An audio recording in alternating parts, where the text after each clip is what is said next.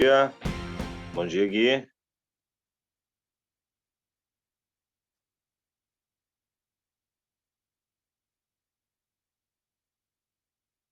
Bruna, Gabriel, Marina, Carol. Bom dia, Bom Yasmin, dia. Vitor, Bianca, Edu, João, Isa, Aimee, bom dia, bom dia.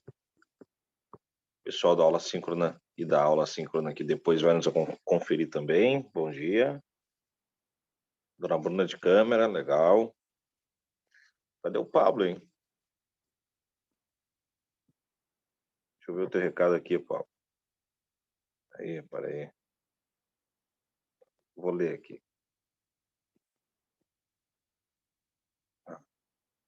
Beleza. Não, maravilha, Aninha. Eu tô pelo celular de novo, tá? Só vou conseguir gravar quando o meu computador voltar, acho que só na semana que vem. Bom, ó, a Carol também de câmera, legal. Gabriel, Edu, pintou o Pablo aí na tela.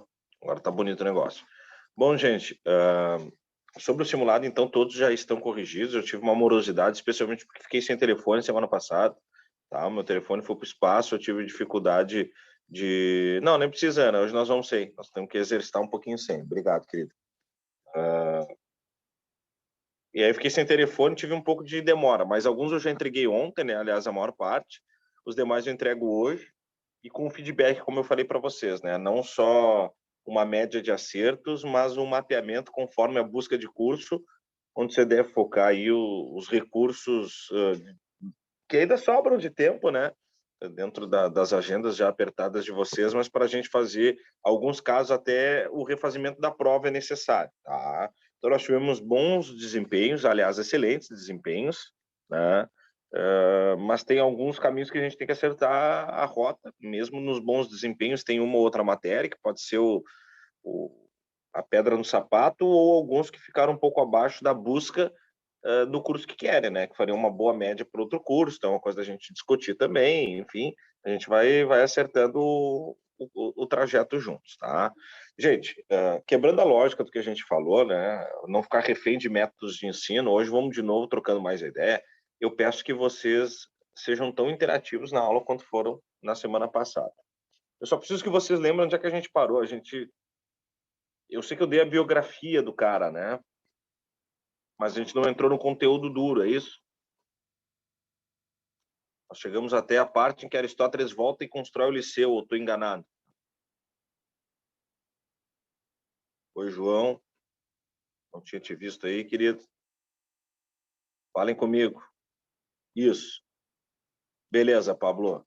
E pode falar, gente. Pode falar aí que é o nosso combinado, né? Vamos trocar essa figura. Bom, então, fazendo só Você assistiu no episódio passado, só para não deixar em branco, talvez até para reativar a gente. Ao passo em que o Aristóteles é o aluno mais notável de Platão, que desempenhava 50% da academia, segundo o próprio Platão, e a partir disso ele ganha uma notoriedade, ele se imaginava como aquele que assumiria a academia quando da morte de Platão. Platão morre aos 80 anos,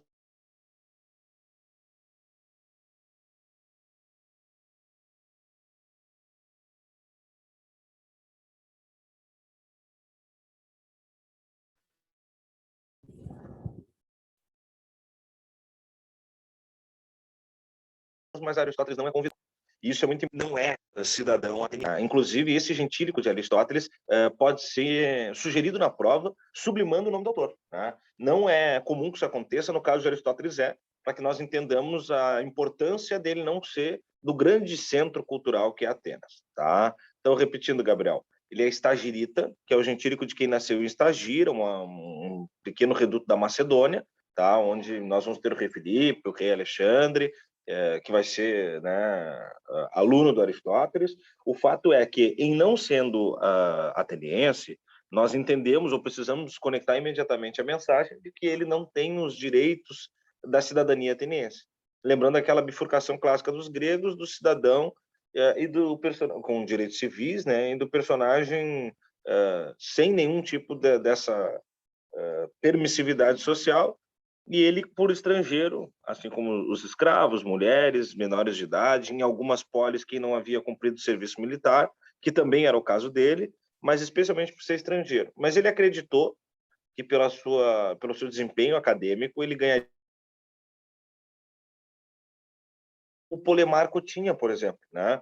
O Polemarco, aquele senhor que conversou com Sócrates lá no Pireu, ele, por ser um empresário bastante afamado, ele tinha o título de cidadão ateniense.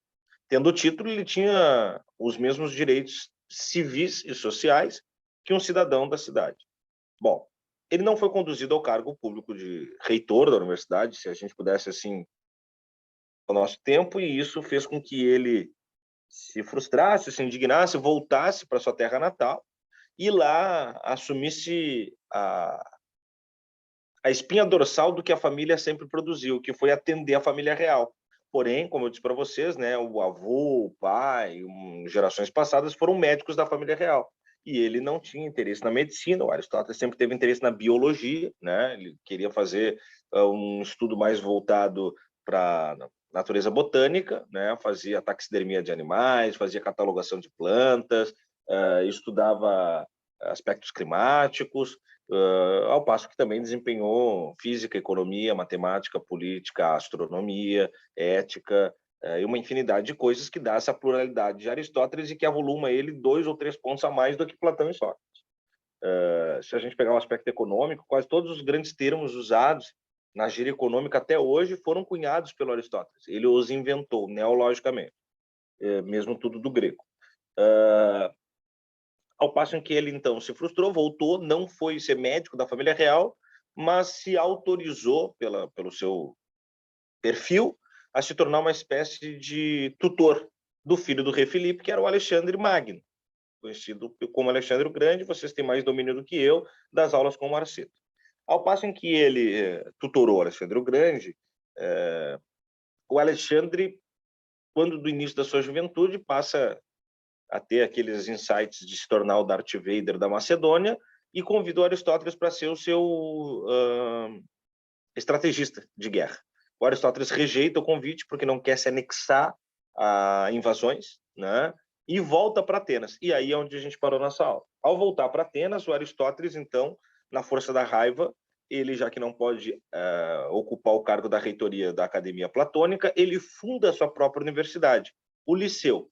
E aí tem algumas universidades gregas que vocês têm que tomar nome, porque já foi também questão de prova de ligar uma coluna com a outra. A Academia de Platão, aquela do Bosque de Academos, o Liceu de Aristóteles, aula que vem eu vou falar do Jardim de Epicuro, tá? E Sinosargo de Antístenes, tá? Dos cínicos. Mas isso é da aula que vem. Hoje o Liceu é o nosso objeto de análise. O Liceu ele se notabilizou primeiro pela pluralidade de ensino, né? Diferentemente da Academia Platônica, que tinha uma bifurcação de abordagem, só com política e matemática. O Aristóteles não gostava disso tanto que, se vocês lembrarem na aula passada, o Aristóteles não tinha interesse em ser aluno do Platão. Ele foi para a Academia Platônica muito mais como aquela coisa, hoje, que nós escolheríamos o ensino de uma universidade mais renomada, né, como a URGS, do que uma outra, do que qualquer coisa, porque ele queria a Academia de Sócrates. A Academia de Sócrates era pluralista, dava botânica, astronomia, teatro, lógica, lógica o Aristóteles vai dar no liceu agora. Quando eu digo lógica, é cosmologia e outros elementos. O Aristóteles faz isso com o seu liceu. Ele cria um perfil pluralista, disciplinar, né, multifatorial. Só que ele também desenvolve, aí sim, a lógica como uma instrumentalização da maneira reta do logos, né? Então, o Aristóteles nos leva para um outro patamar. A partir dele é que nós nos entendemos sujeitos lógicos, mas isso é o acabamento do nosso conteúdo. O grande tchan do Liceu são os seus alunos e não os seus mentores, porque, na verdade, há um câmbio muito grande entre essas funções. Os alunos são os mesmos professores. Isso quebra um pouco a questão hierárquica que nós conhecemos do medievo, né, da ideia do professorado, discente e do docente e do discente, daquela relação monocanal, e até hoje, no mundo pós-moderno, nós refletimos o estudo de maneira anacrônica dos medievais, mas não a maneira arejada que Aristóteles propôs com o seu Liceu, que era, se um de vocês tiver melhor desempenho em algum assunto e conteúdo, Então, um de vocês é o professor da aula de hoje, todos nós aprendemos. E assim nós vamos cambiando nessa dialética que algumas linhas de ensino tentam na modernidade. Aqui no Brasil, nós temos o expoente de Paulo Freire, né?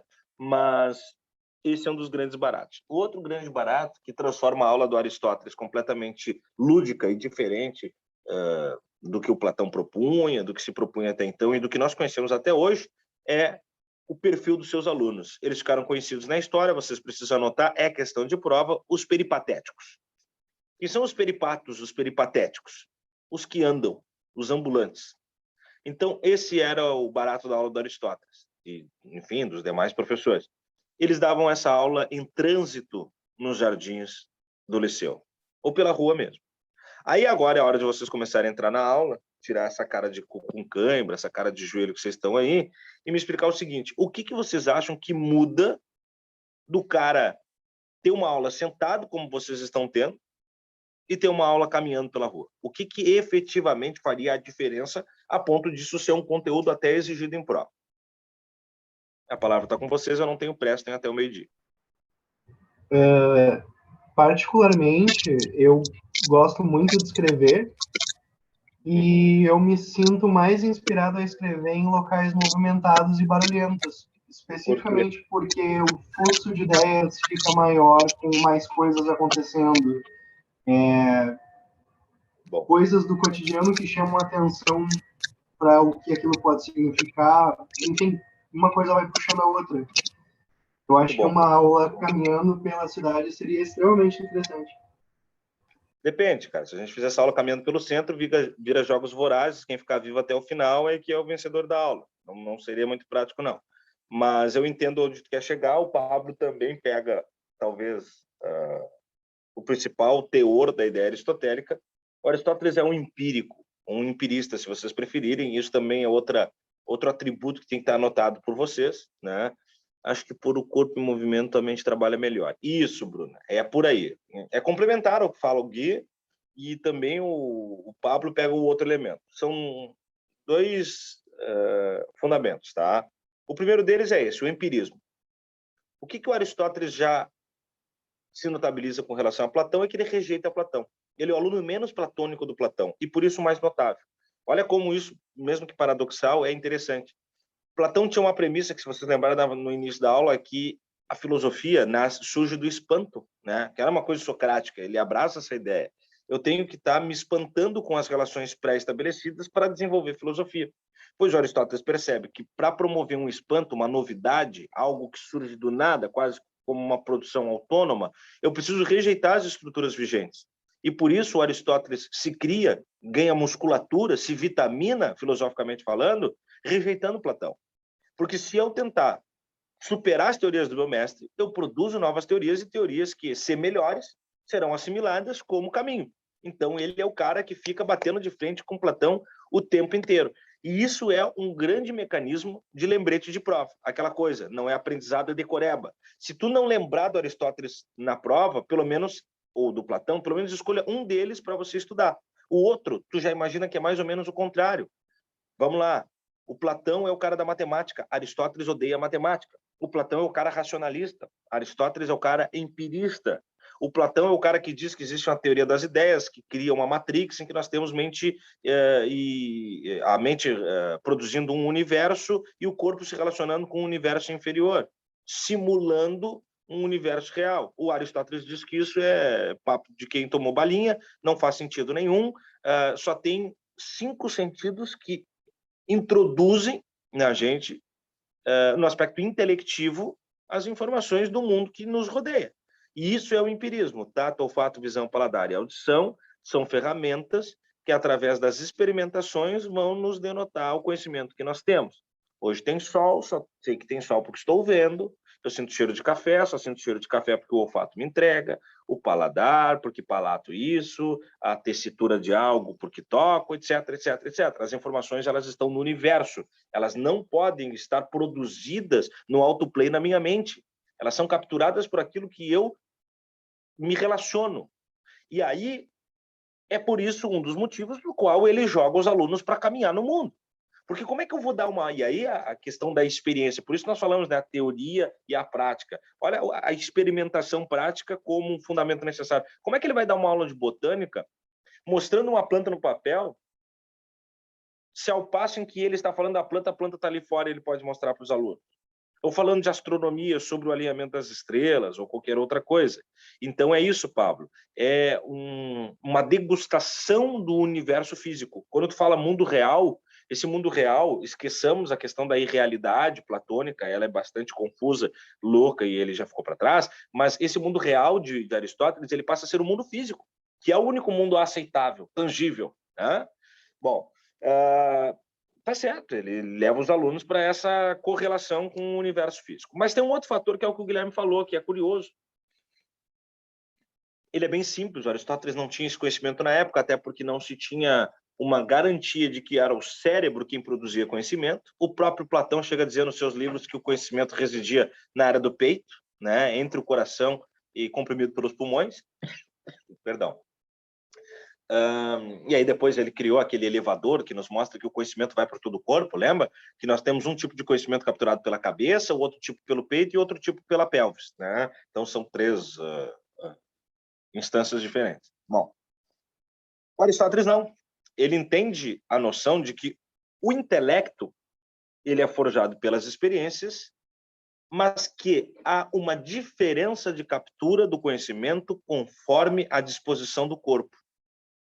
Isso é um barato, porque se vocês pararem para pensar, nós, sabendo que é o cérebro quem vai oxigenar as coisas, a oxigenação do cérebro de quem está sentado é menos capaz do que quem está em pé, que é menos capaz de quem está em movimento. Tá? Se vocês pararem para entender isso de uma maneira prática, que é o que o Aristóteles faria, vocês vão lembrar que os que já fizeram prova, todos vocês já fizeram prova de colégio, mas as provas de vestibular, que são um pouco mais exigentes em critério de tempo e relação, lá pelo meio da prova começa a dar sono e você levanta e vai no banheiro. Via de regra, esse é um fenômeno comum. Você não vai no banheiro porque quer fazer xixi, cocô, nem nada, nem colar na prova muitas vezes. Você simplesmente vai no banheiro porque está com sono e precisa mudar o status quo do corpo. Precisa alterar a condição de estar sentado porque o sono que veio é a falta de oxigenação no cérebro. Aí tu levanta e dá uma acordada boa e aquelas letras que embaralhavam no papel já começam a vir mais fixadas para você. É isso que Aristóteles percebia, que o movimento nos dá essa celeridade do pensamento. Claro, ele estava falando de oxigenação do cérebro sem saber disso, mas de fato, né? Se nós tivermos uma aula chata como essa de filosofia numa manhã de sexta-feira, nós vamos ficar mais lentos. Se nós tivermos que correr atrás do ônibus, descer do ônibus, ir para o trabalho, sair do trabalho, ir não sei aonde, pegar não sei aonde, e almoçar isso, aquilo, bababá, nós pensamos tudo muito mais diminutamente, né? Ficam tuitadas de pensamento ao invés da gente fazer um textão aqui, ficar tergiversando e ficar sublimando pensamentos e tal. Então, o movimento do corpo entrega um movimento célere do pensamento. E é isso que Aristóteles percebeu e que está certo. E quando o Gui fala em a gente ter aula caminhando pela rua, eu já experimentei aulas peripatéticas em condições possíveis, né? Uma delas era dentro do próprio curso, outra foi em Gramado, onde dava para passear pela rua. O curso que eu tinha em Gramado ficava bem na rua ali do Festival de Cinema, então o pessoal dava uma volta, a gente tinha uma aula em movimento ali e voltava, e era um barato, era diferente de fato, a gente percebia essas relações. Não temos essa possibilidade. Primeiro pela pandemia, depois pelos riscos de ter uma aula ambulante. Mas percebam que existem três naturezas diferentes de chegar a uma camada de conhecimento. A primeira delas é quando você está sentado, a primeira quando está em movimento, ereto, em pé, né? E a terceira quando está em movimento. Aliás, tem uma quarta, que depois a gente vai ver em René Descartes, que é o Descartes quem percebe isso. E por isso ele dá um 2.0 no Aristóteles. Se a gente precisasse separar o mundo matemático, lógico, racional, nós pegaríamos o Velho Testamento com Aristóteles e o Novo Testamento com René Descartes. O Descartes percebe que estar deitado também é um abismo de conhecimento.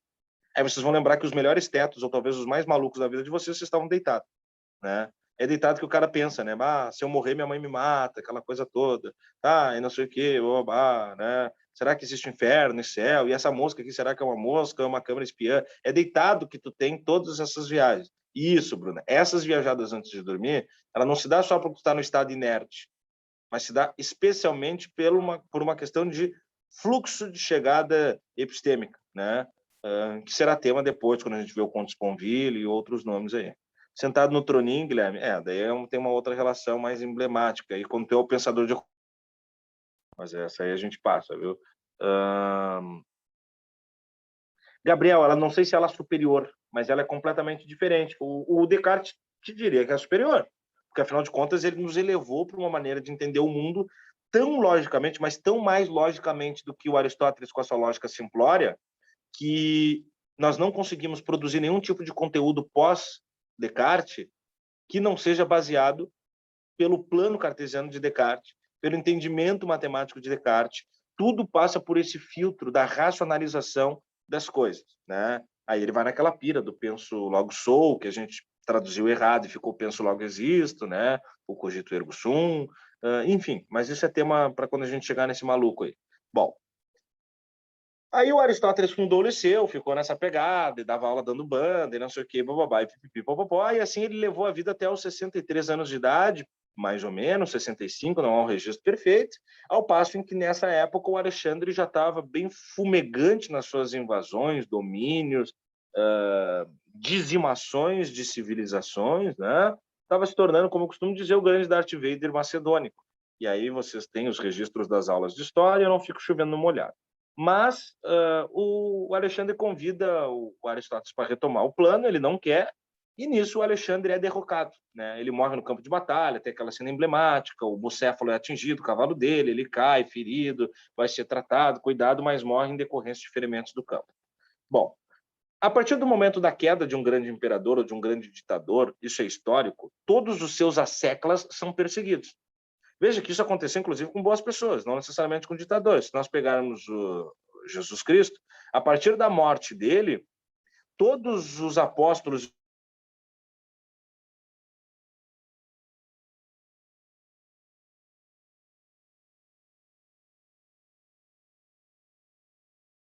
era ao lado dele, seria insustentável sem a frente, assim, né? Eu não apoiei o Bolsonaro, eu só pedi voto. É mais ou menos o que o Aristóteles pensou, assim. Eu não apoiei, só pedi voto. Pô, apoiou, né, mano? Então ele diz assim, eu não apoiei, mas eu forjei esse cara. Então eles vão me caçar. E com esse medo da caça, ele foge de Atenas, mas não pode voltar para Estagira, porque lá está completamente sitiado pelos opositores de Alexandre. Ele vai para Calças, litoral grego, quase que uma embed da Grécia, fica escondido por lá, e lá ele vai morrer. Então, no exílio, né, na companhia da mãe ainda, e antes da morte, ele promove para a gente um movimento que muita gente entende como um movimento, como é que eu posso dizer assim, muito saudável para a história, mas que para mim entrega uma outra informação. Ele assina o primeiro documento que nós temos como conhecimento, se quiserem tomar nota de prova, isso é muito mais uma informação, talvez, usual de uma redação do que para a prova objetiva. A prova de filosofia não deve pedir isso, tá? Mas é importante que vocês tenham essa ciência para constituir quem vocês podem se apresentar na prova. Ele assina a primeira carta de alforria de escravos que a gente tem conhecimento na história. Ele dá soltura para todos os escravos no leito de morte, né? Ele chama correndo lá o pessoal e assina. Nossa, que ser humano legal, ele liberou seus escravos. Sim, também foi um escravocrata até o último respiro, né? Então, mas também não há de se julgar por conta de uma estrutura da época. Ao passo em que muita gente que tem um pouco de leitura já em Aristóteles e versa Aristóteles me diz: ah, senhor, mas ele era machista. Gente, mulher não era considerada nem cidadã. Não tem como Aristóteles fugir desse entendimento. Mas essa sensação que se dá a ele é porque ele dizia que as mulheres não tinham direito à felicidade, assim como os estrangeiros, as crianças e os escravos, todos aqueles que compunham o perfil não civilizatório para os gregos. Ele diz que a mulher era a ponte para a eudaimonia dos homens. Aí pintou a palavrinha que vocês têm que tomar nota, né? Que autoriza o Aristóteles a se tornar vamos dizer assim, um proto, porque antes, né, teleológico. A gente falou sobre teleologia e deontologia antes de entrar em Platão. Teleologia, a teoria dos deveres, a teoria das metas, deontologia, a teoria dos deveres, né? Ele é um teleológico antes dos utilitaristas, antes do Jeremy Bentham, antes do Stuart Mill,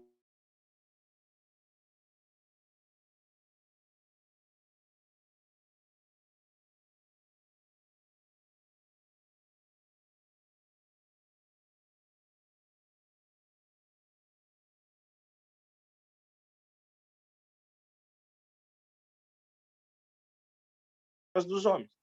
E aí é importante perceber isso, há 3.000 anos, que esse tipo de pensamento é que vai costurando gerações e que cria essa estrutura que hoje nós podemos questionar com mais propriedade sobre uma sociedade falocêntrica que vocês têm também mais desenvoltura hoje para falar a respeito.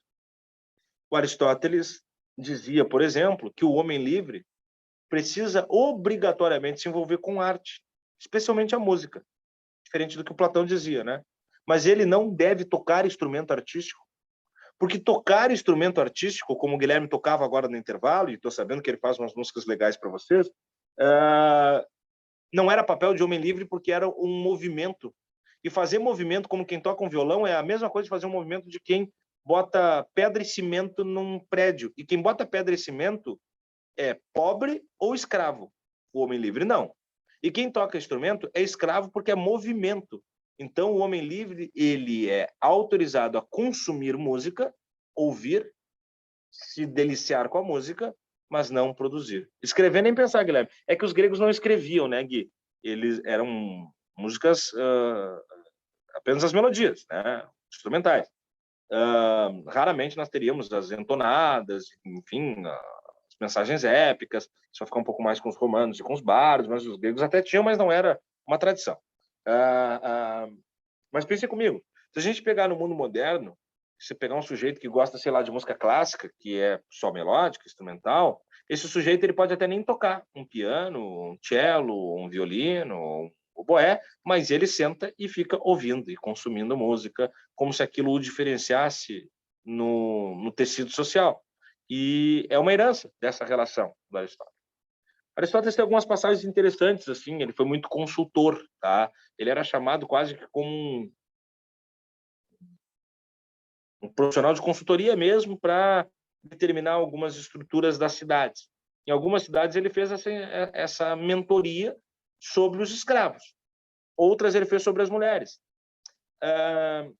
Na ilha de Creta, só para vocês terem uma ideia, fugindo um pouco do conteúdo, mas para entender um pouco a lógica aristotélica e o quanto ele era influente nesse sentido, a ilha de Creta, certa feita, passou por uma superpopulação. Tinha muita gente, não tinha Netflix e tal, já estava nascendo muita gente, mas é uma ilha, ela tem uma capacidade reduzida de acomodar habitantes. Então, a gestão de Creta chama Aristóteles para perguntar qual seria a alternativa para reduzir o contingente populacional. Eu pergunto, qual vocês acham que é uma possibilidade? Lembre, não há preservativo, não há nenhuma maneira anticoncepcional. Ele incentivava a relação entre o mesmo sexo? Isso, Eduardo, muito bom. É isso aí. Ele sugeriu a homossexualidade como uma maneira de controle populacional, né? Não casamentos, Bruna, não necessariamente casamentos, tá? Mas relações. Muito importante. Ele está falando só dos homens. As mulheres também não são vistas com os bons olhos nem nessas relações, né? Então, só os homens têm direito às relações homoafetivas. Por quê? Porque homens livres, dotados de direitos, etc, etc, etc, etc. Se a gente lembrar em Sócrates, o Aristófanes, o sátiro, aquele Danilo Gentili que ia para a praça pública fazer piada dele, a vez em que se vestiu de mulher, foi chamado a prestar esclarecimentos. Por que não havia possibilidade dessa relação fêmea? Porque a mulher não sendo uma instituição de direito, cada vez que eu reproduzisse, emulasse a mulher, eu estava me rebaixando em direito. Então, todos os direitos mais notórios eram dedicados aos homens. E aí vem essa carga histórica sobre Aristóteles. Bom, sobre música, então, os homens tocam, os homens ouvem, os livres, mas não tocam. E aí o Aristóteles morre, assim, nessa carta, morre, entra para a história, fim de papo do Aristóteles. Agora sim começa o duro do conteúdo. O primeiro grande elemento de prova é esse bem basicão, eudaimonia. Já foi pedido na prova, como eu disse para vocês, que muitas vezes é só semântica, né? O que é isonomia, o que é ágora, o que é eudaimonia, a felicidade. Para buscar essa felicidade, o Aristóteles nos sugere dois conceitos bem basicões, que eu vou dar agora, que são os surrados de prova. Tudo que eu falar depois desses dois conceitos, aristotelicamente falando,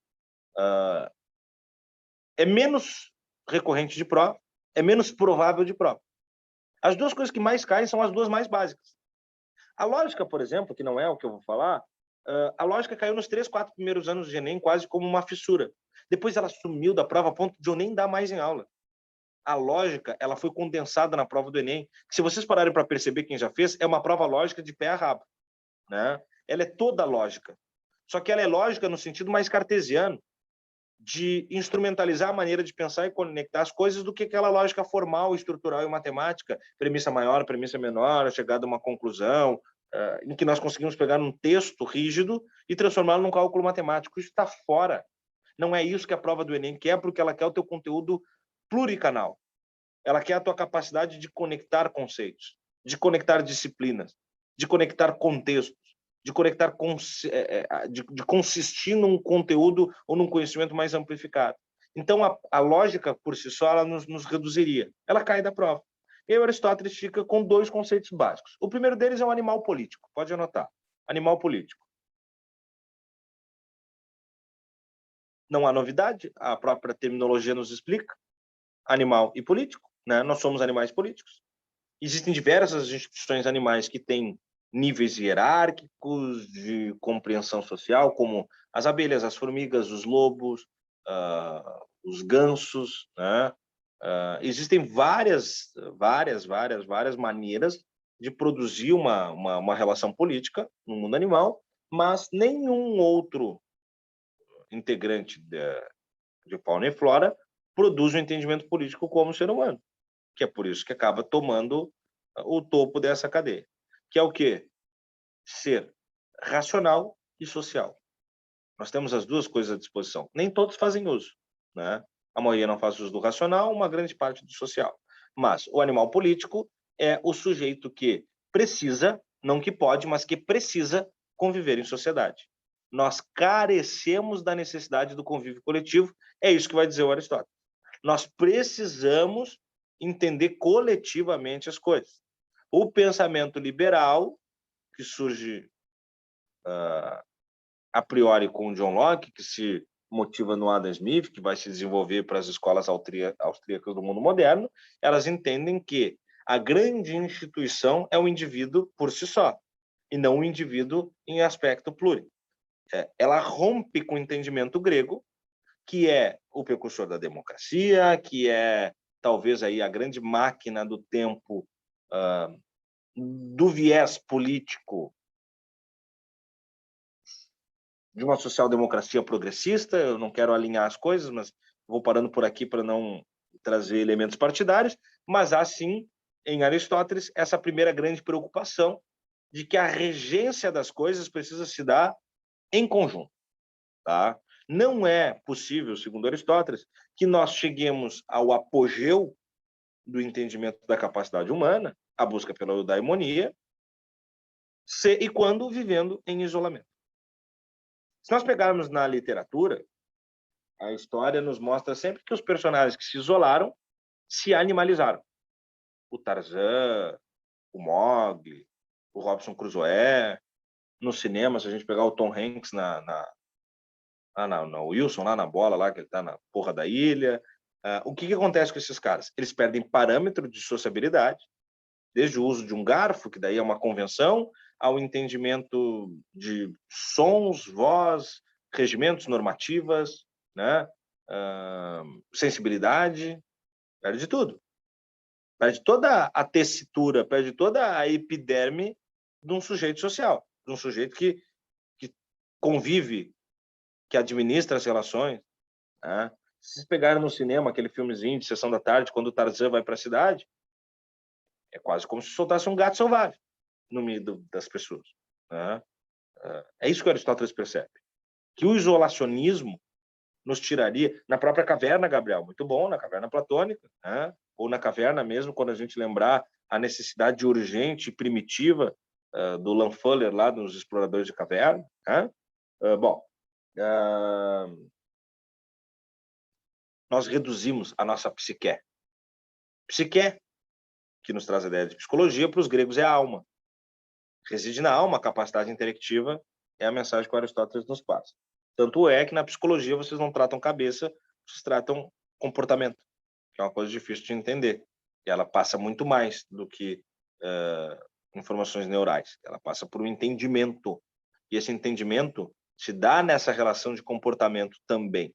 Por isso, Aristóteles se preocupa com esse elemento, para fundar modelos de gestão social que reprimam a monocracia, que reprimam uma autarquia, que façam sempre da partilha das noções legislativas ou mesmo sociais o caminho, né? Vivemos em sociedade, afinal de contas.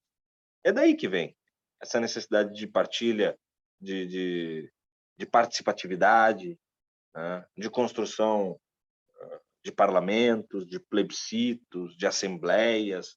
É daí que o Aristóteles fundamenta o que os gregos tinham ensaiado, tanto fisicamente quanto conceitualmente, lá com o Clístenes e com o Solon, quando eles começaram a projetar, sem saber onde daria, a tal da estrutura da democracia ateniense. Animal político, esse é o lance. Uma vez eu perguntei, algumas vezes já em sala de aula, se vocês conseguiriam se imaginar vivendo completamente isolados da sociedade. Você haveria essa possibilidade? Via de regra, vocês chegam a rápidas conclusões de que não, um que outro imagina que sim, e eu sempre lembro de uma menina que teve uma vez, acho que 2016, apaga a luz, sei lá, que me disse assim: senhor, eu viveria completamente isolado, não teria nenhum tipo de problema com isso. Aquilo me chamou a atenção pela maneira rápida que ela chegou à conclusão, sem nem refletir, e eu digo, tá, mas tu viveria onde? Numa caverna no Nepal? Tu viveria em plena floresta amazônica? Mas não, a minha ideia é, daqui a alguns anos, viver isolada com um boy numa praia no Rosa. Eu digo, não, isso não é isolado. Primeiro que tendo uma pessoa não é isolada, e segundo que estando na praia do Rosa, tu rapidamente chega ao acesso civilizatório. Mas me diz uma coisa, come o quê? Mas não, come o que planta. Digo, beleza, veio uma chuva, acabou com a tua plantação, faz o quê? Aí eu vou no mercado. Gente, isso não é o isolamento aristotélico. Tu não pode ter contato com as pessoas, entende? Eu duvido que essa moça que falava comigo na aula, que durante a aula olhava no celular, conseguiria ficar sem o maldito celular, como nós não conseguiríamos. Eu duvido que ela abrisse mão do seu companheiro, que ela imaginou levando, e eu duvido que ela não fosse buscar o... Tu ia criar o Wilson, Carol? Ali sim, ali é o recurso, né, usado pelo personagem do Tom Hanks para manter, aí por isso que eu falo comportamento, para manter uma necessidade de sobrevivência que é a troca, a partilha. É muito mais a necessidade de falar e de se sentir ouvido.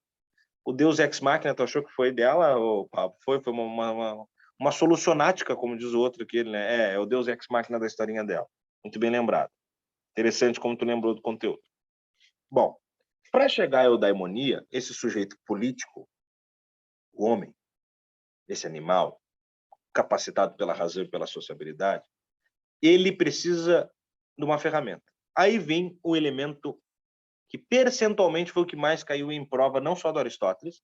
Então, o que eu vou falar para vocês agora é um dos conteúdos que mais caiu na história do Enem. Caiu umas 6 vezes já, 5 vezes. Que é o justo meio. Chamado também de justa medida. Chamado também, se quiser anotar como uma terceira força, mediana. O que é o justo meio, a justa medida ou a mediana? É o que o nome diz. É bem no meio. Aquela solução básica que parece óbvia, mas é difícil de ser exercida. A solução para os teus problemas nunca estará nas extremidades do entendimento da causa. Nunca no excesso e nunca na falta. Sempre no meio de campo. Nunca seja um extremista nem para cá nem para lá, tente andar no miolo da circunstância. Quando Aristóteles fala isso, ele não está falando necessariamente de ideologia política, se nós pegarmos hoje esse equilíbrio, né, Gui, que pese aí, estou entre a esquerda e a direita, estou entre o conservadorismo liberal, estou entre a social-democracia progressista, estou entre Lula e Bolsonaro, estou entre o Grêmio Inter, imperadores e bambas, margatos e chimangos, e toda aquela binariedade que até o Rio Grande do Sul é bem forte em produzir, mas não, ele está falando de virtudes. Então, vocês puxem uma seta e percebam que a justa medida fala sobre virtudes. A virtude praticada pelo sujeito, ela não pode ser faltante nem excessiva. Aí eu peço que vocês me falem sobre algumas virtudes que vocês acham que têm ou que vocês gostam nas pessoas, por favor. Diga, Bruna. Tem câmera agora, falta só participar, Bruno. Edu. Tá no chat, Bruno? Vamos ver o que você tá mandando aqui, eu não tô vendo, perdão.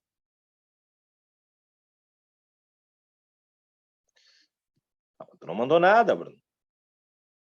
Tô te aguardando aí. Vamos, Pablo. Ergue o galpão. Sinceridade, diz a Yasmin. Yasmin, vamos lá. Sinceridade. Qual é o esvaziamento da sinceridade? Qual é a ausência dela? Qual é a reprenda da sinceridade?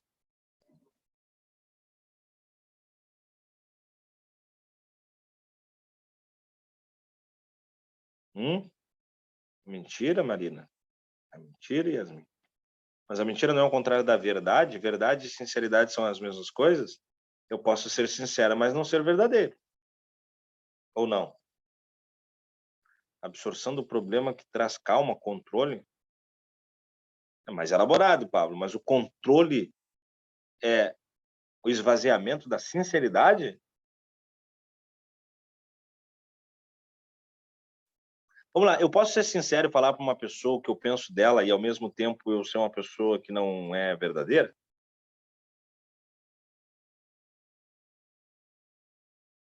Ou não?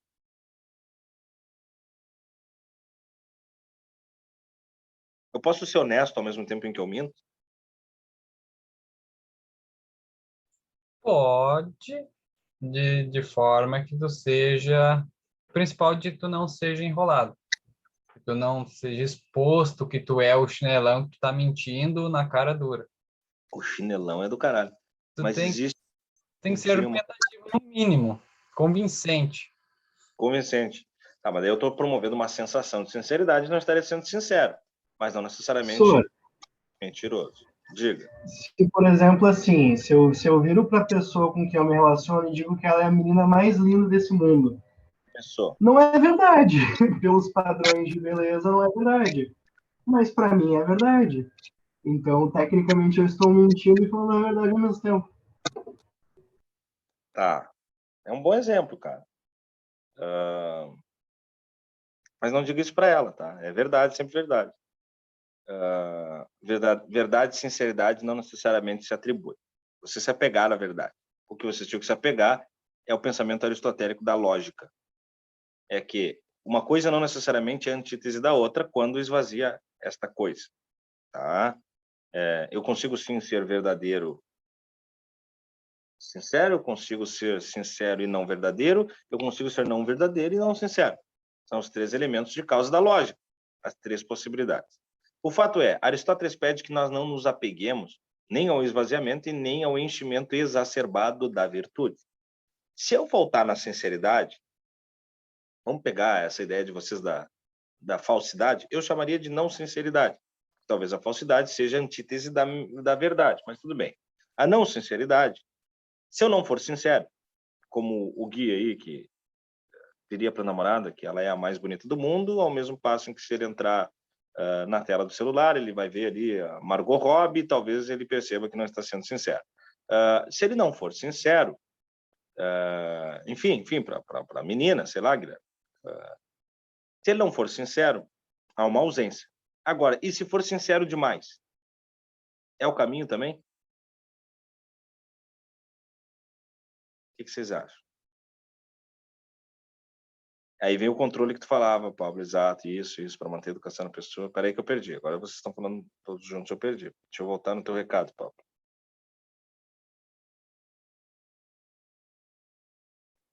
Edu, eu gostei. Eu gostei primeiro que tu foi pesquisar. Segundo que, semanticamente, astúcia é o que dá contrariedade à sinceridade. Quando o Chapolin dizia não contavam com a minha astúcia, do que ele falava?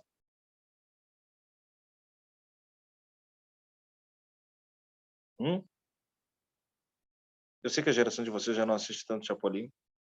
Eu mesmo não assistia, não gostava, mas eu imagino que esse bordão vocês conhecem. Nunca entendeu essa frase, Yasmin? Tá falando aqui, ó. Então, o contrário Eu da acho que sinceridade. era com a capacidade que tinha de resolver o problema. Isso. Ele tá falando do seu entendimento lógico. Então, a torneira fechada da sinceridade é ser esperto. A sinceridade não é uma coisa boa, se eu perceber que a astúcia é. Eu não estou dizendo para não serem sinceros. O que o dicionário do Edu nos entrega é que, para não cometer o excesso da sinceridade, porque tanto a falta na minha mentira, na minha falsidade, essas palavras que vocês trouxeram e que permeiam o conteúdo, mas não o é, são ruins, quanto o excesso dela. A sinceridade em excesso precisa ser castrada, e ela é castrada pela astúcia. E aí é o barato, Edu, porque quase todas as virtudes que eu te trouxer a partir de agora, o excesso dela será controlado pela razoabilidade, pela capacidade racional. É isso que ele está dizendo, nem na falta e nem no excesso. O que me controla no justo meio da virtude? A minha capacidade de entender que nem tudo que é bom em excesso fica tão bom. Na falta nem se fala. Vamos pegar a coragem como uma virtude? A coragem é uma bela virtude. A covardia é a ausência da coragem, ok? Se o sujeito vê uma casa pegando fogo e tem uma criança lá dentro, ele entra pondo a vida em risco para salvar a criança, ele é corajoso, verdadeiro ou falso?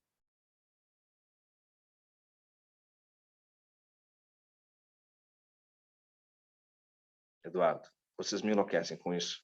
Quando vocês dão a resposta que não é a que eu perguntei, porque eu fico pensando vocês na prova. Eu pergunto verdadeiro ou falso? Tu responde sim. Velho, é uma prova. É V ou F, o caralho. V, então. Tá? Isso. V. O Gabriel botou um X. Aí vocês querem me enlouquecer. Ele botou um X em qual resposta? V.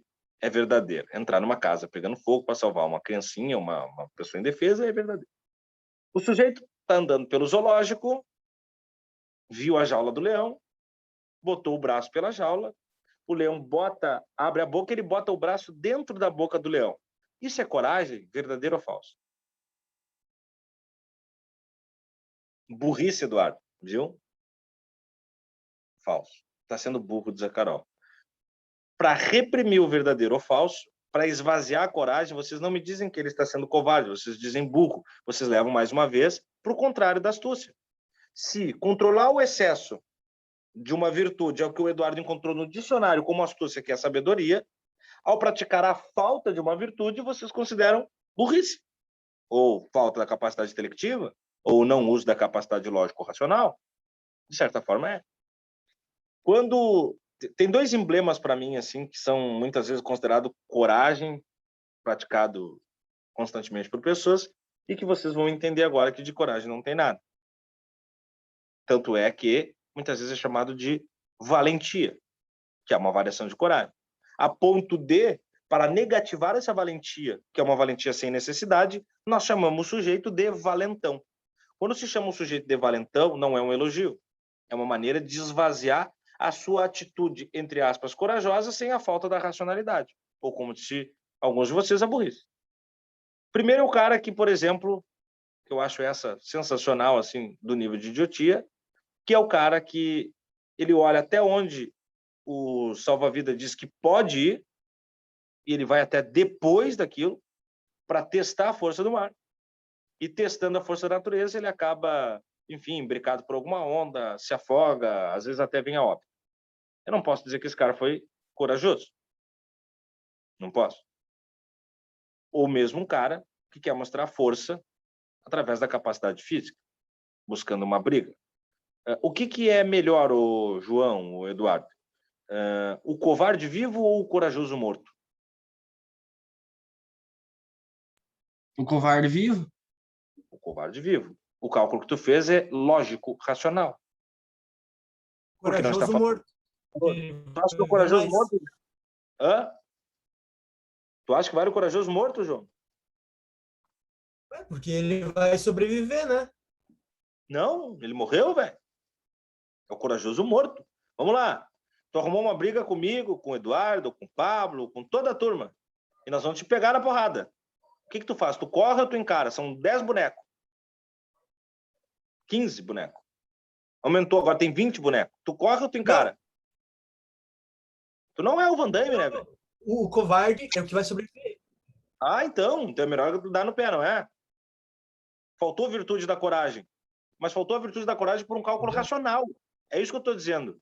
Tu segurou uma extrema valentia, no meio termo, aí a justa medida, o justo meio, a mediana, do que é ser corajoso, para não chegar numa valentia. Vou dar conta dos 20 caras, vou fazer um Kung Fu, ou sei lá, o Spike Lee aqui, não, o Spike Lee é o diretor, o lutador, o Bruce Lee, né? Vou dar um karatê nos caras. Não, tu vai correr, tu vai fugir. Se tu vê um risco, tu vai fugir. Um risco iminente da vida ou enfim, da integridade física. Vamos pegar um outro exemplo para fechar, porque a gente poderia falar de centenas de virtudes. Mas vamos pegar a generosidade. Esse é muito legal.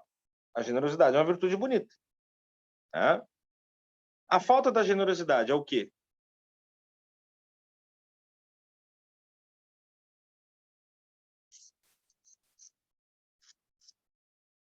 Egoísmo. Serve, Bruno.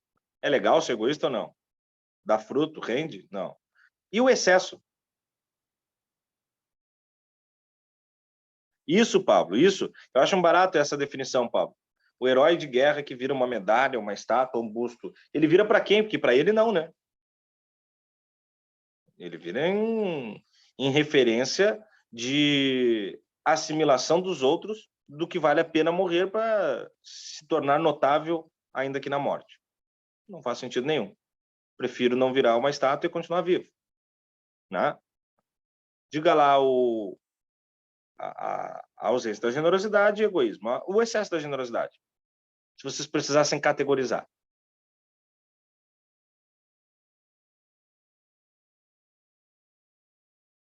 Hã? É simples, gente. Eu sou uma pessoa generosa. Eu me dou. O altruísmo serve? Altruísmo? O altruísmo eu acho que seria o apogeu da generosidade.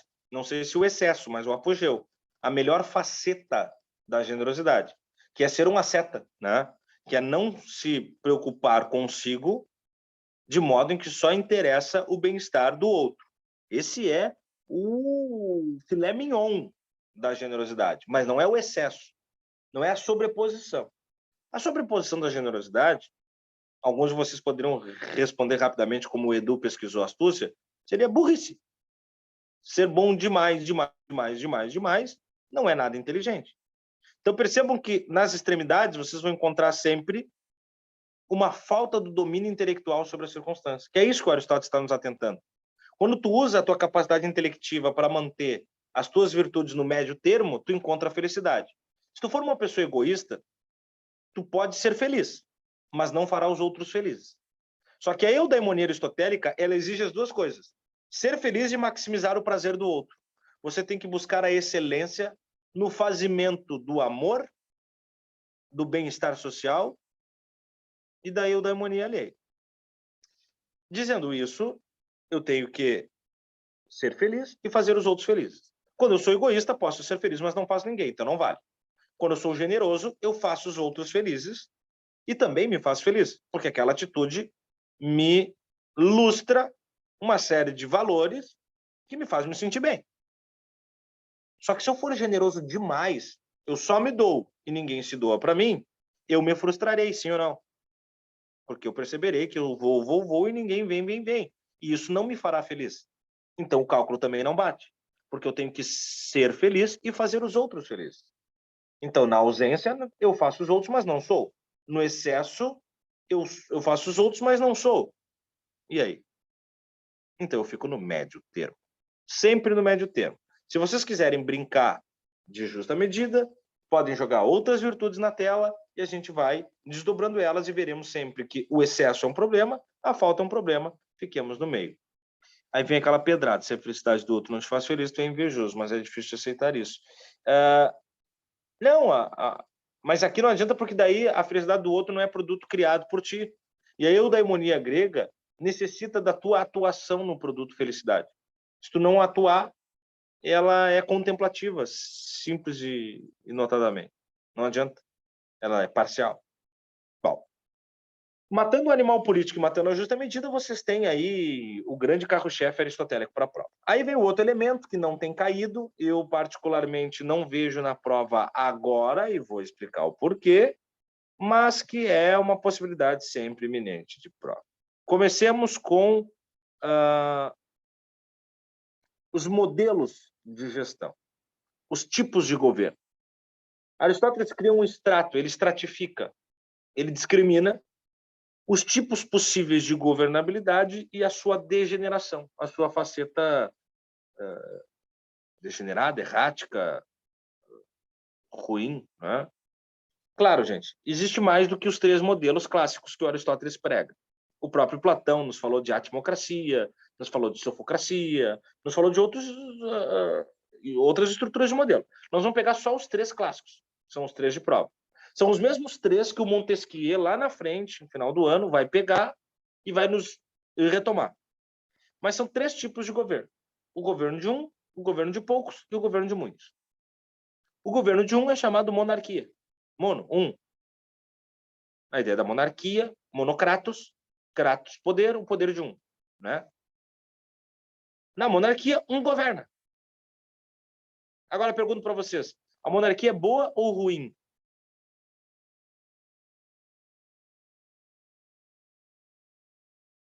Ruim? Resposta errada, Bruno. Depende, para quem governa, não. Não, mas mesmo por governada, a monarquia é boa. Ruim é a tirania, que é a degeneração da monarquia. Se tu tiver um rei, mas for um bom rei, bacana.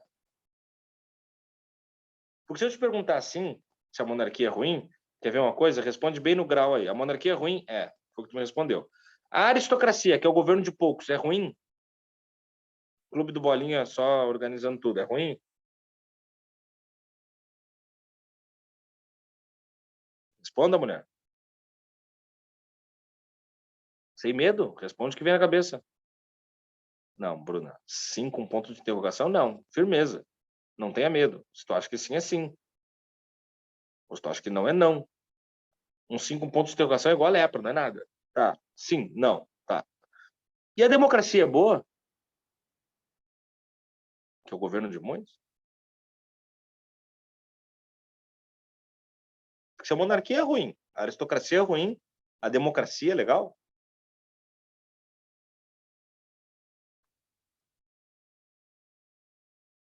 Pois é, Guilherme.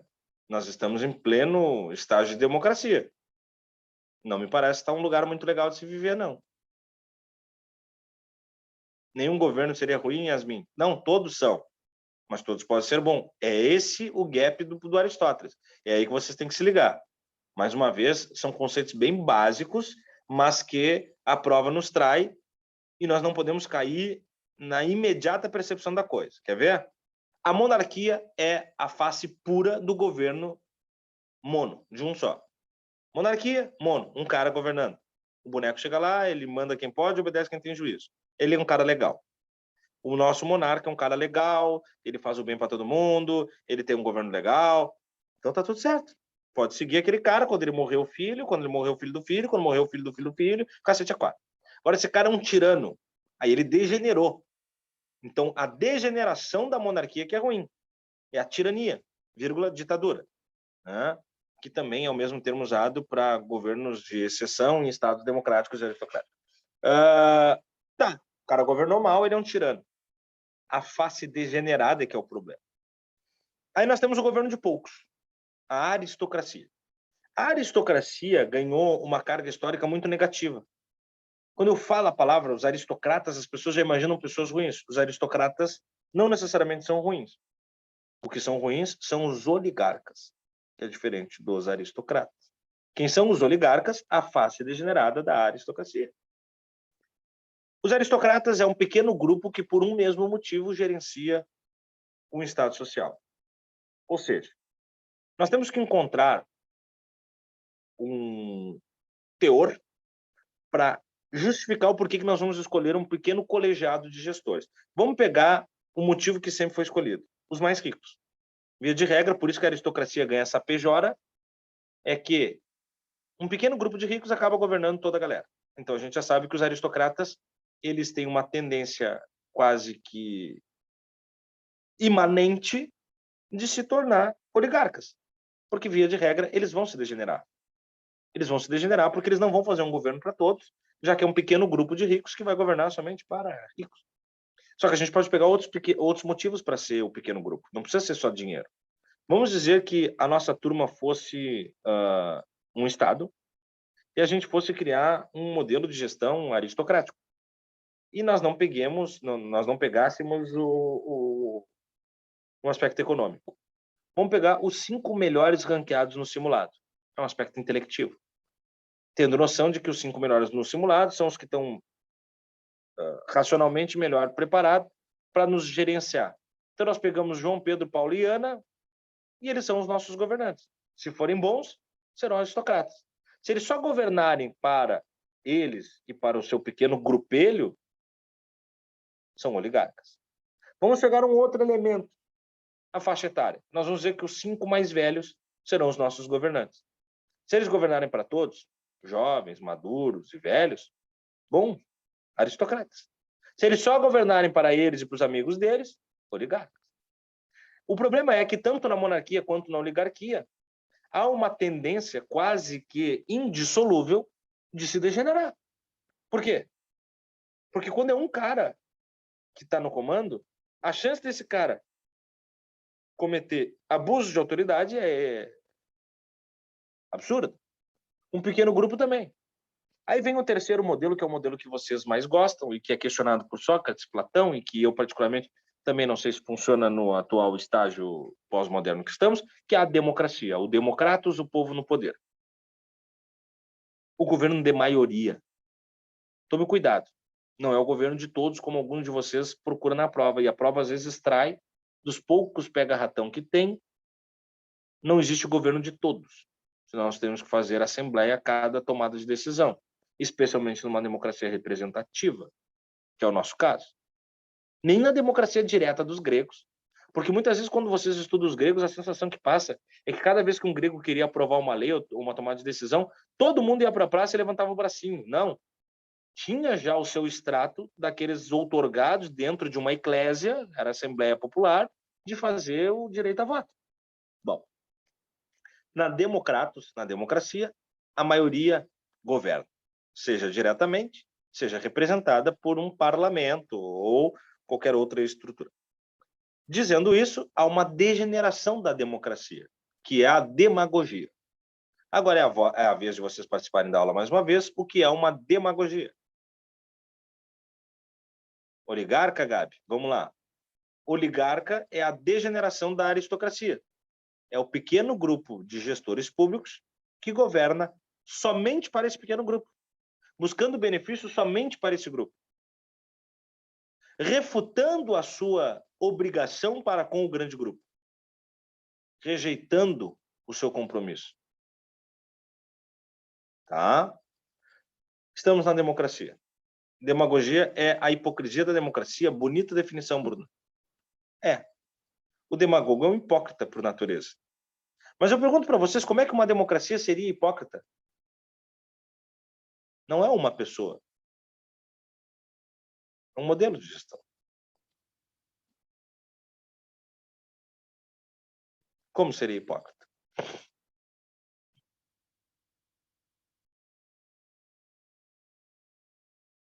Hã? Eu acho barato que vocês ficam balbuciando aí, não ligam o microfone, mas ficam falando sozinhos. Promete melhorias, mas não promove o que promete. É um bom começo, Bruno. Diz que fará uma coisa, mas não fará. A primeira coisa é que a democracia nos mente.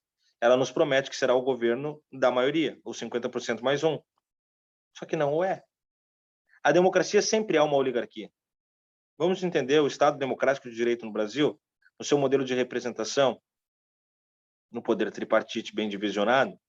Se fosse representação, seria um extrato da sociedade. Logo, uma sociedade com mais de 50% de negros, um parlamento que pelo menos se aproximasse a isso. Uma sociedade com maior percentual de mulheres, pelo menos um parlamento que se assemelhasse a isso. Uma sociedade de classe média, pelo menos um parlamento que tivesse esse nível de representatividade. E quando a gente vê, na democracia não há nada dessas representações. Há sempre um mesmo e notório grupo específico, típico, que governa para esse grupo específico e típico. Essa legislatura em causa própria é de um pequeno grupo, a oligarquia. Então, a democracia vende um peixe e entrega uma sardinha. Ela sempre promete entregar uma pluralidade, uma expansão de tomada de decisão, uma representação, e ela sempre acaba refém do mesmo grupo. O poder vem de todos, mas é manuseado por poucos, por representantes. Temos oligarquias que brigam por hegemonia, utilizando a democracia para conseguir votos. É isso, Gui. Não que seja ruim o aspecto de representação. As pessoas passaram a demonizar, numa história recente, a representação como se o Estado democrático estivesse fragilizado pela representação. É pelos representantes, porque a representação ela é necessária. É inviável uma democracia não representativa. Só que a democracia também passa por o seu período mais abalado. Há um abalo sísmico da democracia no nosso tempo. Haja vista, inclusive, umas retomadas de decisão desse percurso em pequenas unidades, tanto de Estado quanto de União na Europa, onde a autocracia é quase que uma saída, um escape, e é tema para a gente discutir uma aula específica de sábado que nós teremos sobre a política do mundo contemporâneo, tá? Que nós vamos estabelecer. Mas Aristóteles, ele é bem básico. Deixa eu só ver o que o Gui falou aqui. A renovação também é uma promessa da democracia que acaba se esvaziando com a disputa do poder dos oligarquias.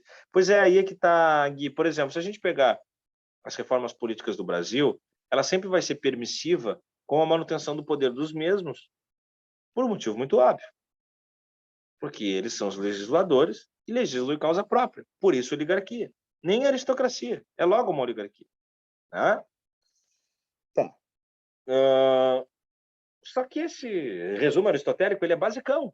Se vocês pararem para perceber, 3 modelos de gestão, o de um, o de poucos e o de muitos, e os 3 lados ruins dessa moeda. O lado ruim de um, o lado ruim de poucos, o lado ruim de muitos. É isso que tem que saber. Monarquia, governo de um, tirania, degeneração. Oligarquia, governo de poucos. Desculpe. Aristocracia, governo de poucos, oligarquia, degeneração. Democracia, governo de muitos, demagogia, degeneração. É só isso. Sabendo isso, sabemos o que precisa. Bom, passando isso, nós temos agora 2 entendimentos sobre Aristóteles, para já começar a dar encaminhamento para a nossa aula. O primeiro deles é a noção de Deus. Aristóteles teoriza muito sobre Deus, e ao teorizar sobre Deus, a maneira como ele discorre sobre essa unidade metafísica, ela é tão ampla, vamos dizer assim, que na Idade Média, o começo do pensamento catedrático escolástico se apodera de Aristóteles como o pensador a ser seguido. O que acontece na Idade Média? Na Idade Média, desse mundo já pós-grego, tabulado pelos romanos, se esquece a literatura filosófica grega. Abandona-se. Primeiro, porque não há tradução da língua grega para a língua latina. Segundo, porque não há interesse, por exemplo, numa obra platônica em que Platão sugere mais do que um deus. Não estou falando da cultura religiosa grega, politeísta. Eu estou falando daquela decisão do Platão de que haveria uma unidade maior, Deus, por si só, mas haveria o demiurgo, que seria um zelador de Deus, um capataz de Deus, um estagiário de Deus. Né? Isso não é aceito, não é assimilado, não é praticado pela estrutura da Igreja Apostólica Romana. E a Igreja Católica Apostólica Romana usa um regimento narrativo dos autores filosóficos para que eles, mesmo tendo surgido antes da própria Igreja, ou mesmo antes de Jesus Cristo, que é o personagem arquétipo da Igreja, como se eles defendessem a teoria cristã. Então, Platão, por exemplo, vai passar por um cozimento, que é no século I a II a.C., com a escola de Plotino, né? Quando faz a tradução do Platão, mas deturpa a obra platônica, lhe dando uma matiz católica, e por isso uma escola neoplatônica. Né? O Plotino nos entrega um novo Platão, quase que um Platão que fez catequese. Né? O Aristóteles, por outro lado, ele é muito mais técnico, fisicalista, mas ele vai falar que Deus é o primeiro motor, e essa é a expressão que vocês anotam. Quando ele diz que Deus é o primeiro motor, é o gerador das causas, é o gerador e não o gerado, Deus não é criatura, ele não é criado, ele é somente o criador, ele é o começo de tudo, o start inicial, o pontapé. Aristóteles empresta um forte argumento para que a Igreja Católica faça uso dele e, fazendo uso dele, dê substância para o entendimento dessa unidade do Deus católico. Veja bem, Aristóteles precede a noção do Deus católico, mas o seu discurso sustenta a existência desse Deus católico. Tanto o é que na Baixa Idade Média, quando já temos um entendimento científico, teológico da Igreja Católica mais bem elaborado, acadêmico, Aristóteles é o personagem. Aristóteles é tão forte nesse sentido, e por isso eu disse para vocês que ele é um personagem abundante, não só porque superou os anteriores, mas porque reverbera no futuro, que todos os pensadores cientistas da Idade Média que rejeitaram teorias aristotélicas foram não só mandados por Index Prohibitorum Librorum, a lista dos proibidos, a blacklist da Igreja Católica, como foram também julgados pelo Tribunal da Santa Inquisição. Galileu Galilei, Giordano Bruno, Nicolau Copérnico. Esses caras não criaram teorias e foram julgados por ela. Esses caras criaram teorias físicas, astronômicas, científicas, que rejeitavam a visão aristotélica. A Bíblia estava de um lado, a obra aristotélica do outro, e era isso que tinha que ser respeitado. Se você rejeitasse o teor da Bíblia e de Aristóteles, aí você teria problema. A grande macro decisão é: Deus é o grande primeiro motor. Deus produz tudo e é a partir dele que as coisas surgem. É com base nisso que o São Tomás Aquino vai criar uma baita de uma parada chamada teoria de 5 vias, que a gente vai ver lá na Idade Média, que eu acho um puta barato, que ele tenta provar a existência de Deus com argumentos aristotélicos. Ele usa o contraveneno da ciência, que poderia esvaziar a metafísica divina, e faz com que ela fique refém da noção de uma coisa que, na inabilidade de explicação, acaba amarrando a própria explicação. Como assim a ciência, Gabi? A ciência aristotélica, o surgimento da ciência medieval, ela tinha que acompanhar Aristóteles. Se tu vai produzir uma tese científica e ela não acompanha a noção de Aristóteles, então tu tá ferrado. É o que aconteceu com Copérnico. É o que aconteceu com Giordano Bruno, né? Entre outros, né? Girolamo Savonarola, entre outros caras. Os que não acompanhavam, isso. Bom, mas o grande barato é esse. Deus é o pontapé da parada toda. Percebam que ele não está falando os deuses.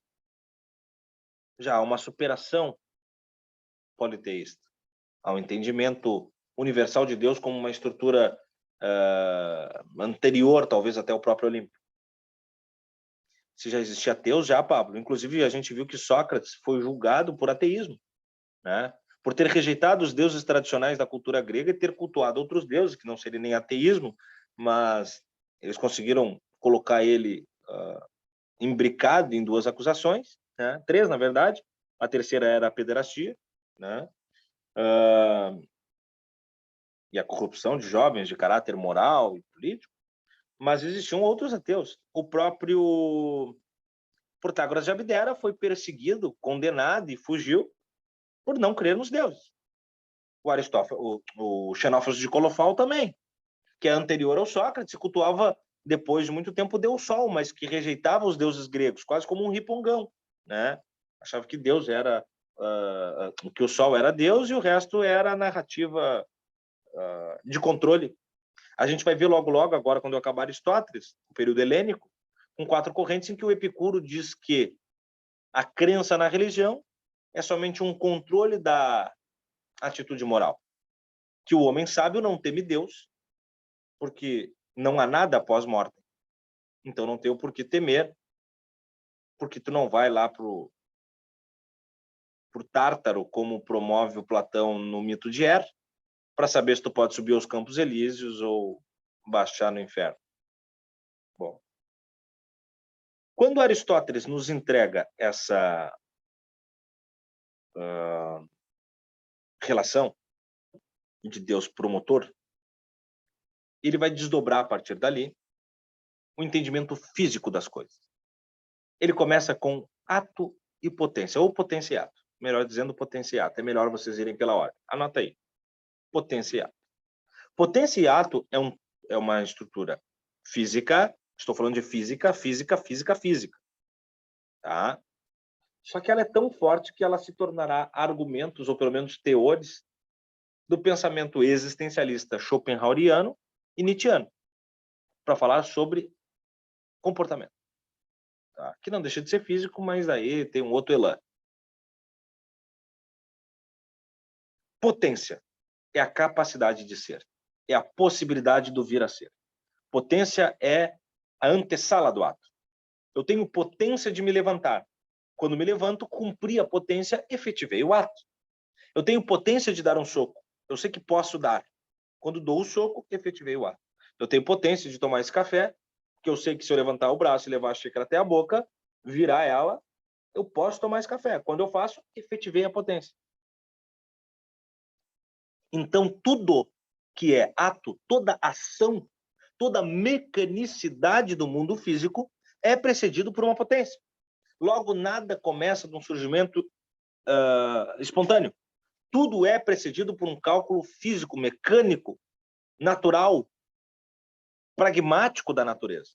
Porque Deus, o promotor, quando organiza o xadrez desse grande tabuleiro dele chamado universo, ele cria tudo ordenadamente para que funcione como tem que funcionar. Está aí a grande mensagem do Aristóteles, que faz com que o pessoal da Idade Média lamba os beiços, porque é difícil rejeitar a teoria de que Deus organizou o universo perfeitamente, é só olhar o próprio universo. Se você encontrar qualquer crente agora, alguns de vocês podem ser crente, eu falo especialmente dos de natureza católica, sejam católicos ou da variante evangélica, protestante, vocês dirão, Deus é perfeito, o universo é perfeito. Porque Deus, promotor do universo. Porque o universo, mecânico. Sendo mecânico, físico. Sendo físico, natural. Sendo natural, natureza. Deus é o produtor da natureza como ela é. E algo que é feito sem pensar. Me diz algo que é feito sem pensar, Gabriel.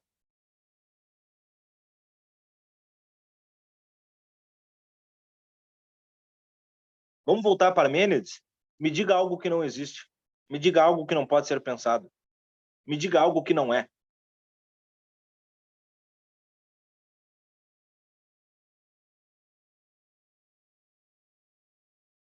Meu Deus, o cara está digitando uma Bíblia, eu estou até com medo. Uma atitude? Mas uma atitude é a efetivação da potência. E sempre que eu comprovo a atitude, é porque precedi a atitude, ou ato, ou ação, com a potência, a capacidade do vir a ser. Eu tenho a potência de pegar uma almofada. Eu posso, num ímpeto, ter pego ela. Mas quando peguei, efetivei a potência, efetivei o ato através do entendimento da potência. É óbvio que pode ter uma atividade intempestiva, não premeditada, mas não quer dizer não racionalizada nesta relação intrínseca da potência e do ato. Dizendo isso, Aristóteles percebe, e agora é uma aula de física, não é o meu chão, mas não dá para escapar quando se fala de Aristóteles, que é um grande mentor da física, que tudo que está no universo físico, logo na natureza, passa por transformação. Tudo tem forma, matéria, eficiência e finalidade. Forma e matéria são os primeiros 2 graus básicos. O que são forma e matéria? Ou matéria e forma? Vamos pegar matéria e forma. A matéria é o começo da individualização do ser. Não tem como imaginar uma cor nova, Eduardo? A menos que você misture cores existentes. Por isso já existentes. A novidade surge do somatório daquilo que já existe. Né? Muito bom. Ou mesmo quando vocês me vêm com aqueles exemplos típicos de alunos de cursinho, a sereia ou o ET. Eu adoro esses exemplos. A sereia nada mais é do que uma composição imaginária de um corpo de mulher com um corpo de peixe, que são 2 coisas que existem na natureza. Aí, para criar o caráter fantabuloso, aí eu dou uma série de elementos. O ET, que é um ser extraterrestre, que eu atribuo talvez um perfil estético-físico não humanoide, mas que eu coloco elementos do que eu imagino que concebem a teoria do que é ser ET, do tipo dedos longos porque vem de longe, do tipo corpo translúcido porque quero ver órgãos, Do tipo olhos grandes, porque imagino que ele teria uma visão mais aguçada de quem consegue entender que é superior. Do tipo cabeça grande, porque imagino que qualquer coisa que seria alienígena ou estrangeira seria muito mais inteligente. Do tipo, às vezes, como nos filmes, monstros terríveis que parecem insetos, baseados nos próprios insetos, com uma cabeça de barata, com pernas longas de um pernilongo, com asas, com isso, com aquilo, tudo já pré-existente no universo físico, né? Que nessa grande miscelânea da composição estética, eu produzo um novo personagem. Um vampiro. Com dentes grandes, mas dentes nós temos, é só alongá-los. Que precisa de sangue, sangue existe. Um unicórnio, que é um cavalo com um chifre. Cavalo existe, chifre tem. Inclusive aos montes cuidem as cabeças. ET parece um louva-a-Deus parando para pensar. Daí você já começa a viajar. Alguns de vocês são ET e vocês nem sabem, né? Então aí com essas carinhas. Olha só. Tudo tem matéria. Tudo do mundo físico. Tudo. Se tu olhar para os lados, tudo é composto de matéria. O que é matéria? É o começo da individualização do ser. A mesa de madeira difere da matéria da mesa de plástico. O corpo humano, em carne, osso, sangue, um pouco de cerveja e alguma coisa, difere da matéria de, sei lá, um copo de plástico ou de um bloco de mármore. A matéria começa a individualizar. Mas quem termina o processo da individualização é a forma. Afinal de contas, eu olho para as carinhas de vocês, até perco um pouco o apetite olhando para algumas latas aí, mas eu olhando para as carinhas de vocês, vocês são feitos da mesma matéria. Mas quando eu olho o Eduardo, vocês não precisam me explicar que esse é o Eduardo. Quando eu olho o Bruno, não precisam me explicar que é a Bruna, Gabriel, Gabriel, João, João, Pablo, Pablo, Yasmin, Yasmin, Marina, Marina. Por quê? Porque eu reconheço a forma. Eu sei que o Eduardo é o cara de cavanhaque, de nariz ali meio muçulmano, de cabelinho na régua, que o Gabriel é bigodinho fininho, né? Também deu um tapa no visual, que a Marina é a loirinha pequenininha, que o Guilherme tem também uma touca, que ele tem aquela barba, que não sei o que, babá, pipipopó. É pela forma que eu olho para a lata de vocês e sei quem é quem. Ok? Não é pela matéria. A matéria é a mesma. Agora, imagina se tivéssemos todas as mesmas formas, uma coisa meio eu robô, né? A matéria é a mesma, a forma é a mesma. Somos autômatos e nada nos difere. Esse é o risco e o medo, e eu particularmente tenho bastante agonia dos filmes sci-fi de uma sociedade automatizada, né? Pede orgânica de matéria e forma. Refuta a tese aristotélica de matéria e forma no começo e no processo final de individualização do ser. Tudo no universo tem matéria e forma. Tudo passa por eficiência e tudo chega à finalidade. Para explicar melhor isso, eu vou precisar do slide da aula que vem, para a gente entender o exemplo do mármore. Sor, tu teria algum material de Aristóteles? Não, não só tem. Como vou enviar, Julinha? Nem vi que tu estava na aula, Júlia. Desculpa, eu nem acho que bom dia te dei. Perdão, perdão. Não, eu que te peço perdão, passei batido por ti ali. Mas sim, tenho, vou mandar, tá? É que eu não tenho ele clean e bonitinho, como estava do Platão e Aristóteles, e eu estou no compromisso de deixar ele bem bonito para vocês, então eu vou mandar. Mas até o final de semana eu mando. Gente, eu vou parando a aula por aqui hoje, faltando uns 5 minutinhos, porque essa parte eu preciso ilustrar. Nós vamos pegar um bloco de mármore e vamos fazer esse mármore virar uma estátua. E nós vamos entender que matéria, forma, eficiência e finalidade têm compassos. Para isso, preciso do slide da aula que vem. Então, ficamos por aqui hoje. Sabem que esse é o nosso novo horário, né? E é muito bom, porque daí eu termino a semana com vocês, e assim a gente vai para o grau para o final de semana, vocês vão aí expandindo as ideias, tá? Vocês tiveram hoje o Luiz, né? Não tiveram o Vagão tá com um filhote novo aí, tá nesse corre, tá? Semana que vem tudo organiza. Quem eu já mandei simulado, já troquei ideia, batido o martelo. Quem ainda quer me perguntar alguma coisa, manda. E os que eu não me mandei, não precisa se esquentar, hoje eu estou mandando aí, tá?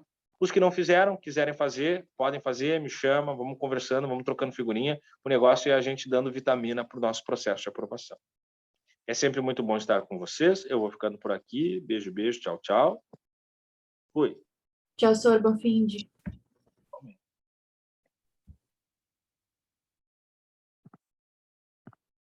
é que eu saio daqui?